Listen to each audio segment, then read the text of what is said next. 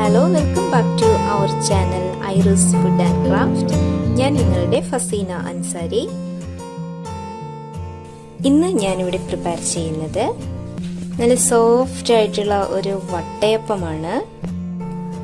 അതിന് വേണ്ടിയിട്ട് ഞാനിപ്പോൾ എടുത്തിരിക്കുന്ന ഇൻഗ്രീഡിയൻസ് 1.5 കപ്പ് അരിമാവാണ്. ഇത് വറുത്ത് പൊടിച്ച അരിമാവാണ്. നമുക്ക് ഇടിയപ്പത്തിനും പുട്ടും ഒക്കെ ഉണ്ടാക്കാൻ പറ്റുന്ന മാവാണ്. നന്നായിട്ട് അരിച്ചെടുത്ത മാവാണ്. പിന്നീട് എടുത്തിരിക്കുന്നത് 1 കപ്പ് തേങ്ങയാണ്.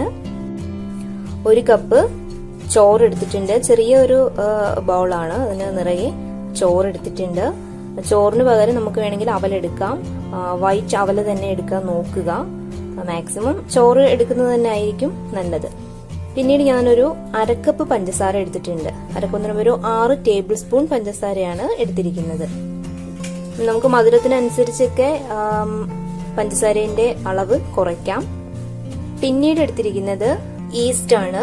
ഈസ്റ്റ് ചേർക്കുമ്പോഴത്തേക്ക് നമുക്ക് നല്ല സോഫ്റ്റ് ആയിട്ടുള്ള വട്ടയപ്പൊക്കെ ഇടും. നല്ല സോഫ്റ്റ്, നമ്മുടെ മാവൊക്കെ നല്ല പൊന്തി വരും. അപ്പോൾ നല്ല സോഫ്റ്റ് ആയിട്ട് കിട്ടാൻ വേണ്ടിയിട്ടാണ് ഈസ്റ്റ് ചേർക്കുന്നത്. ഒരു 1/2 ടേബിൾ സ്പൂൺ എടുത്താൽ മതിയാവും. പിന്നെ ഒരു 3 ഏലക്ക എടുത്തിട്ടുണ്ട്. ഒരു 1/2 ടീസ്പൂൺ സോഡാപ്പൊടി എടുത്തിട്ടുണ്ട്. പിന്നീട് നമ്മുടെ മധുരത്തിനെ ബാലൻസ് ചെയ്യാൻ വേണ്ടിയിട്ട് ഒരു 1/4 ടീസ്പൂൺ ഉപ്പും കൂടി എടുത്തിട്ടുണ്ട്. അപ്പൊ നമുക്ക് ഇതെങ്ങനെയാണ് പ്രിപ്പയർ ചെയ്യുന്നതെന്ന് നോക്കാം. ആദ്യമായി നമുക്ക് ഈ അരിമാവ് ഒന്ന് കലക്കിയെടുക്കണം. കുറച്ച് വെള്ളം ഒഴിച്ച് കുറച്ച് തിക്കായിട്ട് ഇത് നമുക്കൊന്ന് മിക്സ് ചെയ്തെടുക്കാം. അല്ലെങ്കിൽ നേരെ നമ്മളിത് ജാറിലിട്ട് കഴിഞ്ഞാൽ ഇത് പൊടിഞ്ഞൊക്കെ കിട്ടാൻ പാടാവും. ഇനി നമ്മൾ ഒരുപാട് വെള്ളമൊക്കെ അതിൽ ചേർക്കേണ്ടി വരും. അതിനേക്കാൾ നല്ലത് ഇതാണ് നമുക്ക് എളുപ്പം. ഓക്കെ, ഞാനിപ്പോ നന്നായിട്ട് ഇത് കുതിർത്തി എടുത്തിട്ടുണ്ട്. ഇപ്പോൾ നന്നായിട്ട് കലക്കി എടുത്തിട്ടുണ്ട്. ഇത്രയും ഒരു തിക്നെസ്സിൽ ഇത് കലക്കി എടുക്കുക. നമുക്ക് പെട്ടെന്ന് അരച്ചെടുക്കാൻ എളുപ്പമായിരിക്കും. ഇനി നമ്മൾ ചെയ്യേണ്ടത് ഈ ജാറിലേക്ക് നമ്മൾ എടുത്തു വെച്ചിരിക്കുന്ന ചോറ് ചേർത്ത് കൊടുക്കുക. പിന്നെ നമ്മൾ എടുത്ത തേങ്ങ ഇതിലേക്ക് ചേർത്ത് കൊടുക്കാം.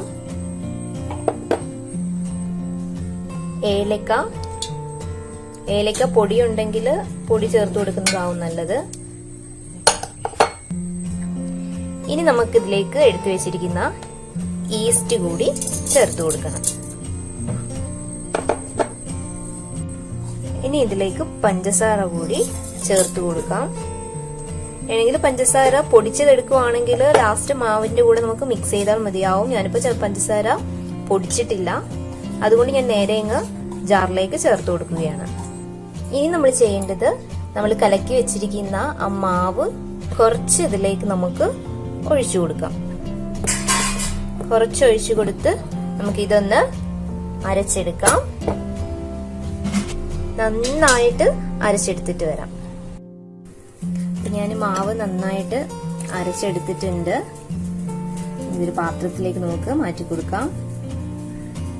ബാക്കി മാവും കൂടെ ഉണ്ട്, അതും കൂടെ ഇതിലേക്ക് ഒഴിച്ച് അതും കൂടെ ഒന്ന് അരച്ചെടുത്തിട്ട് വരാം. ഞാനിപ്പോ മാവൊക്കെ നന്നായിട്ട് അരച്ചെടുത്തിട്ടുണ്ട്.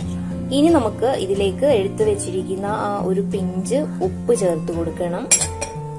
പിന്നെ 1/4 ടീസ്പൂൺ ബേക്കിംഗ് സോഡ കൂടി ചേർത്ത് കൊടുക്കണം. അപ്പൊ ഇത് രണ്ടും ചേർത്തിട്ട് നന്നായിട്ട് ഇതൊന്ന് മിക്സ് ചെയ്യാം. നമുക്ക് ഒരുപാട് അങ്ങ് ലൂസ് ആക്കരുത് മാവ്. നന്നായിട്ട് അങ്ങ് മിക്സ് ചെയ്യുക. നല്ല രീതിയിൽ മിക്സ് ചെയ്തിട്ട് ഇതൊരു 3 മണിക്കൂർ പുളിക്കണം. കുറഞ്ഞൊരു 3 മണിക്കൂറെങ്കിലും ഇത് പുളിക്കാൻ വേണ്ടി നമ്മൾ അടച്ചു വെക്കുക. അപ്പോൾ നമ്മുടെ മാവിന്റെ മിശ്രിതമൊക്കെ റെഡി ആയിട്ടുണ്ട്. നമുക്ക് ഇതങ്ങ് അടച്ചു വെക്കാം. ഒരു 3 മണിക്കൂർ ആകുമ്പോഴത്തേക്ക് ഇത് നന്നായിട്ട് പൊങ്ങി നല്ല പൊന്തി വരും. നമുക്ക് പുളിച്ച് കിട്ടും. നമുക്ക് 3 മണിക്കൂറിന് ശേഷം വട്ടയപ്പം റെഡിയാക്കി എടുക്കാം. നമ്മുടെ മാവ് ഒരു 3 മണിക്കൂർ ആയിട്ടുണ്ട്. നല്ല പൊങ്ങി വന്നിട്ടുണ്ട്. ഇനി നമുക്കിത് വേവിച്ചെടുക്കാം. ഞാൻ ഇതേപോലെ ഒരു പാത്രമാണ് മാവ് ഒഴിക്കാൻ വേണ്ടിയിട്ട് എടുത്തിരിക്കുന്നത്. അപ്പൊ ഇതിലേക്ക് കുറച്ച് ഓയില് ഒഴിച്ചു കൊടുത്ത് നന്നായിട്ടൊന്ന് തടവിയെടുക്കണം. ഞാൻ ഓയിലൊക്കെ നന്നായിട്ട് തേച്ച് പിടിപ്പിച്ച് കൊടുത്തിട്ടുണ്ട്. ഇനി നമുക്കിത് ഇഡ്ഡലി കുട്ടകത്തിലാണ് ഞാനിത് ആവി കയറ്റി വേവിച്ചെടുക്കുന്നത്. ഞാനിത് ഇഡ്ഡലി കുട്ടകത്തിലാണ് ഒരു തട്ടിന്റെ മണ്ടയിൽ വെച്ചിരിക്കുകയാണ്. വെള്ളം ഇപ്പൊ ചൂടായിട്ടുണ്ട്. ഇനി നമുക്ക് ഇതിലേക്ക് മാവ് ഒഴിച്ചു കൊടുക്കണം.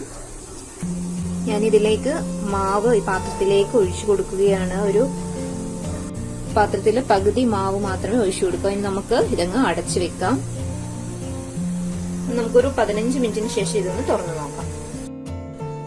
നമ്മുടെ വട്ടയപ്പം ഇപ്പൊ ഇവിടെ റെഡി ആയിട്ടുണ്ട്. ഒരു 15 മിനിറ്റ് കഴിഞ്ഞപ്പോഴത്തേക്ക് ഞാനൊരു ഉണക്കമുന്തിരി ഞാൻ വെച്ച് കൊടുത്തിട്ടുണ്ട്. നമുക്കൊരു അണ്ടിപ്പരിപ്പോ ഉണക്കമുന്തിരിയോ ഉണ്ടെങ്കിൽ ഇതേപോലെ സെന്ററിൽ ഒരെണ്ണം വെച്ച് കൊടുക്കാം, ഒരു ഭംഗിക്ക് വേണ്ടിയിട്ട്. അപ്പോൾ ഞാനൊരു അരമണിക്കൂർ കറക്റ്റ് ഇത് ആവിയിൽ വേവിച്ചെടുത്തു. പിന്നെ അരമണിക്കൂർ കഴിയുമ്പോഴത്തേക്ക് നമ്മളത് പുറത്തെടുത്തൊരു 15-20 മിനിറ്റോളം വെക്കുക. അപ്പോൾ ഒരു 15 മിനിറ്റ് ഞാനിത് തണുക്കാൻ വെച്ചിരുന്നു. ഇപ്പോൾ ഇതാ ഏകദേശം നല്ല തണുത്തിട്ടുണ്ട്. തണുക്കുമ്പോഴത്തേക്ക് സൈഡൊക്കെ വിട്ട് വന്നിട്ടുണ്ട്. സൈഡ് വിട്ടില്ല എന്നുണ്ടെങ്കിൽ ഒരു കത്തി ഉപയോഗിച്ച് സൈഡ് ജസ്റ്റ് ഒന്ന് കട്ട് ചെയ്ത് കൊടുത്താൽ മതിയാവും. അപ്പം ഞാനിതൊരു പാത്രത്തിലേക്ക് സെർവ് ചെയ്ത് കാണിക്കാം. നമ്മുടെ വട്ടയപ്പം ഇവിടെ റെഡി ആയിട്ടുണ്ട്. എല്ലാവരും ഇതൊന്ന് ട്രൈ ചെയ്യുക. വളരെ സോഫ്റ്റ് ആയിട്ട് നമുക്കിത് കിട്ടിയിട്ടുണ്ട്. നല്ല സോഫ്റ്റ് ആണ്. അപ്പോൾ എല്ലാവരും ട്രൈ ചെയ്യുക, ഫീഡ്ബാക്കൊക്കെ അറിയിക്കുക. അപ്പം നമുക്ക് പുതിയ പുതിയ റെസിപ്പീസുമായി കാണുന്നിടം വരെ താങ്ക് യു.